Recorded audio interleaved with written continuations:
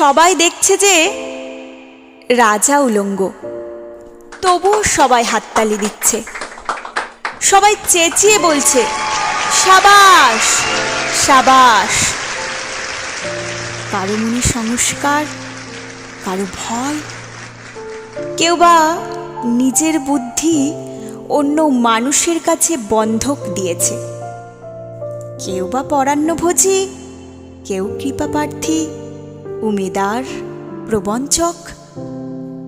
কেউ ভাবছে রাজবস্ত্র সত্যি অতীব সূক্ষ্ম, চোখে পড়ছে না যদিও, তবু আছে।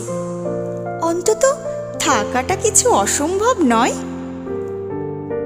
গল্পটা সবাই জানে, কিন্তু সেই গল্পের ভিতরে শুধুই প্রশস্তি বাক্য উচ্চারক কিছু আপাদমস্তক ভীতু, ফন্দিবাজ অথবা নির্বোধ স্তাবক ছিল না।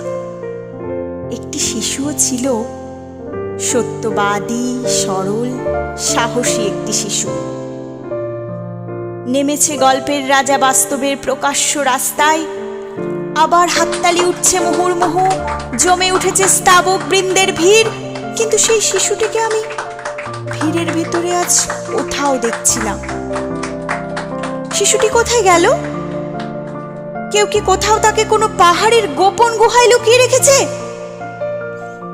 নাকি সে পাথর, ঘাস, মাটি নিয়ে খেলতে খেলতে ঘুমিয়ে পড়েছে কোনো দূর নির্জন নদীর ধারে, কিংবা কোনো প্রান্তরের গাছের ছায়ায়? যাও, তাকে যেমন করেই হোক খুঁজে আনো।